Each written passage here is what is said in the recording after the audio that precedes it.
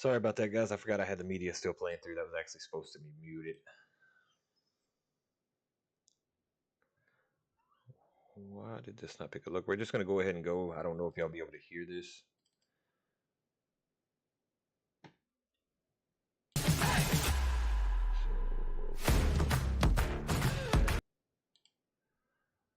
Like I said, I don't think there's going to be a whole lot of sound playing through. Why is it doing like this, man?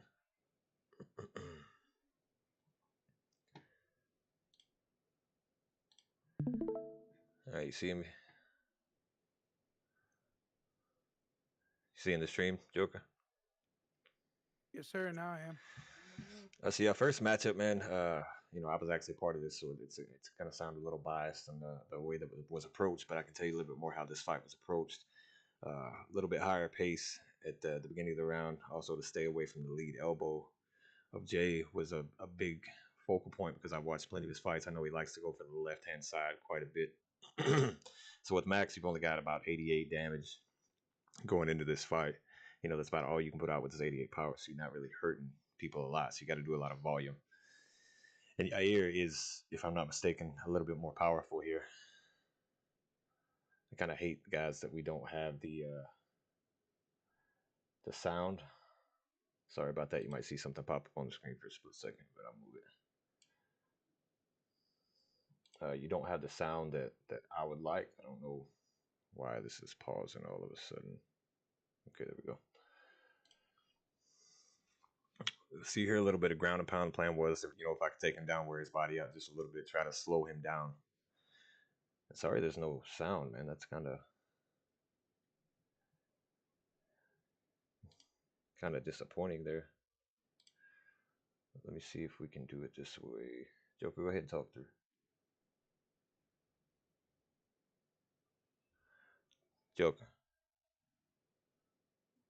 Joker. Yeah, I'm sorry.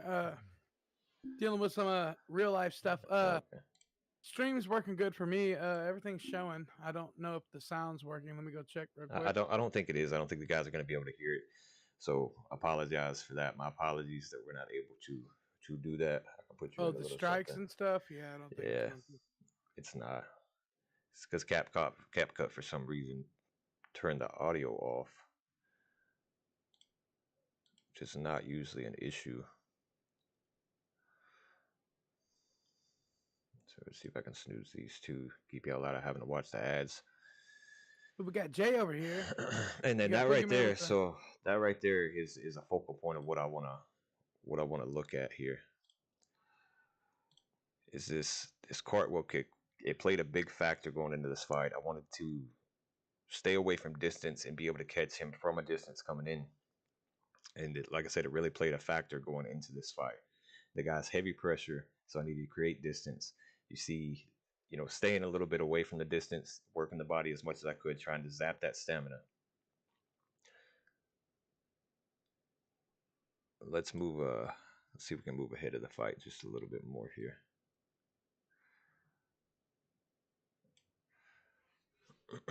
So you see how heavy his pressure is. His pressure is really heavy going forward, and I don't like giving guys game plans away, but to break down these fights, something that y'all guys were interested in. So I'm gonna try it. So the attempt here was to work out and take his aggression away from him and use it against him. So try to strike in combination to hurt him right there. You see that sway hurt, kind of rocked him. But that lead elbow, if you keep an eye on that lead elbow, that's something he does like to throw a lot, and I was attempting to stay away from. Now the flying knees I did throw repetitively on purpose. Most guys don't expect two coming; they'll usually sway out. You'll be able to catch them with the second one going in. Didn't work out that well. Something I wanted to try to get away from a little bit because I know you can get caught with those type of shots. Oh, right there. See, there it is again. Cartwheel kick. And the spinning elbows, if you pay attention to the spinning elbows, there's a reason I throw those. There was a particular flurry that I was seeing coming in that he likes to throw when he gets close. He'll either throw a lead elbow or he's going to throw a body knee coming in.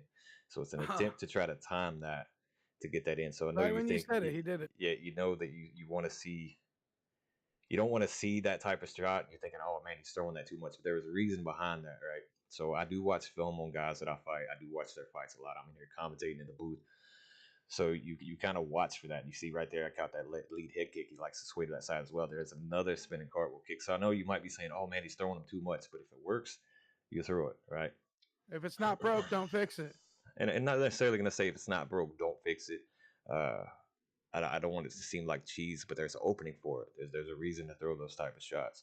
So if I will something's not say, working, and somebody's just constantly you're throwing the same thing, but you're not having any success with it, you need to back away, give yourself a little bit of distance, reevaluate the situation, and go back and throw something that does work. I will say, Boogeyman is one of the one guys that can throw cartwheel kicks and land them almost every single time. So here we come into round number 2, and I'm going to tell you the game plan here was to let him be a little bit more aggressive. I wanted to let him turn it up, get that false sense of security, and think he's winning this fight, right? Because I've already done my body work. I put the head work in. I put the damage in.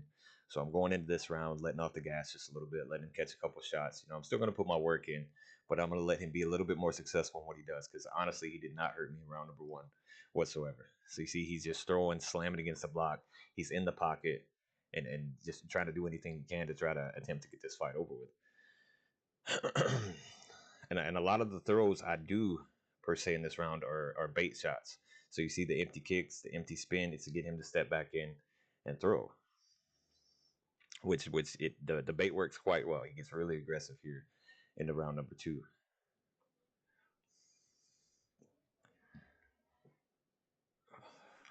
So you see a lot of back footwork, and I don't know. I mean, I don't know what all you guys want me to talk about, but I'm gonna discuss the fight as I see them happening.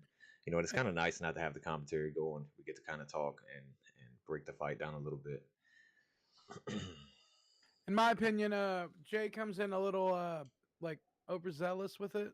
He's trying to put you out when he thinks he can or whatever. Right, and you see He right doesn't there, understand you. there's that lead elbow again, and if anybody pays attention to the Data fight, he brutalized Data with that lead elbow. So that's something I definitely had in the back of my mind that I didn't want to see coming through and catching me and rocking me. So you didn't see a whole lot of body strikes going hook hook. It was a lot of jabs, kicks. I was going downstairs with different stuff. Other than the hooks, I didn't want to be so close. But in order to get him to exchange in a firefight, I had to turn up the striking every once in a while, back away, and get him to try to re-engage.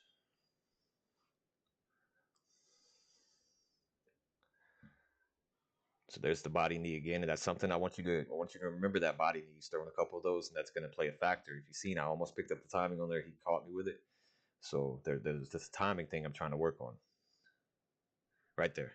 There it is. See, I was waiting for that knee to come up.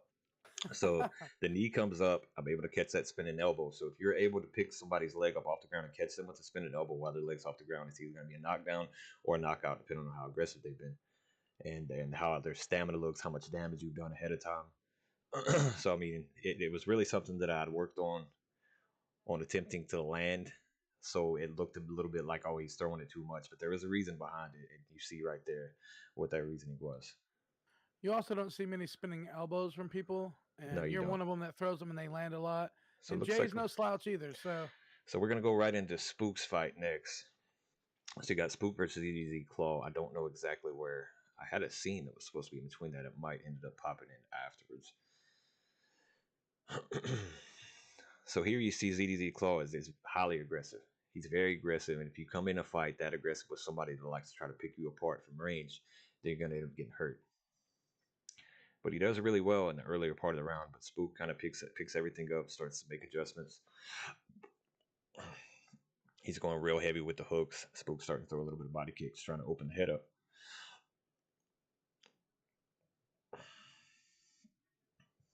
But I'm going to tell you one thing that Spook does very well is his jab. His jab's very effective. It busts up the nose. He throws it right down the pipe in an attempt to hurt you.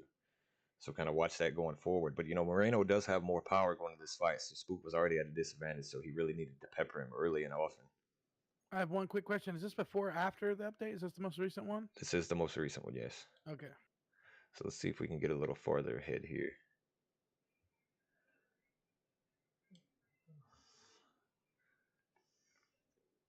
So here you see, let's go back to that for a split second. Watch this straight. He's very good at doing this and guys don't catch it. So if you watch it, you're gonna step in, he's gonna time you, bop, bop. He caught that straight. Now it doesn't look like it does much damage, but that little bit of a straight going in there does a crucial amount of damage if you can time it just right.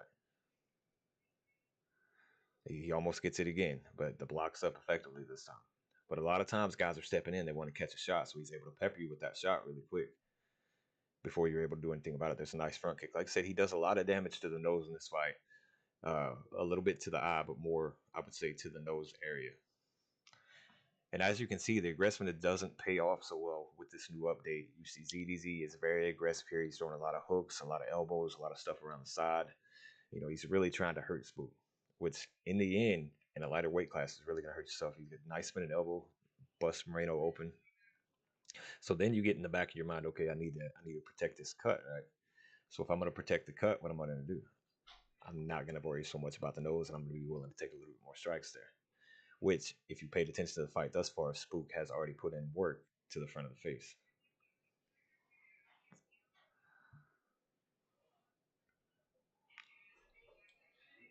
Let's move it forward just a little bit more. So you got, here's your striking percentage. So you see the aggressiveness on the significant strikes. Like I said, he was liking to throw. Royval was throwing a lot less significance, and Moreno, who's ZDZ Club, was throwing a lot more significant strikes. He was successful with them, you know, mind you, he was a little less than 50%. He throws 155. No, Croc, we're just going over kind of the main card.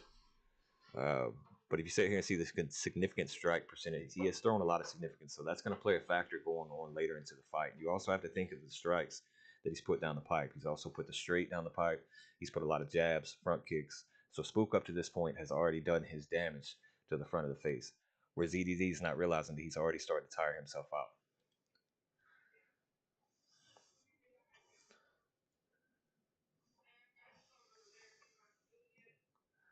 So yeah, sorry, there's, like I said, no music. I might add some music here. Let's see if I can add some music. I think there's going to be an ad coming up, so y'all let me know if there's an ad, and I will pause this going forward. Also, ZDZ always comes out like really And pressure heavy most of the time. So and he is really pressure heavy. He's still wanting to throw a lot. And I'm going to tell you, fighting somebody with the style of Spook's also a pressure heavy fighter. So to have him in your face like this constantly,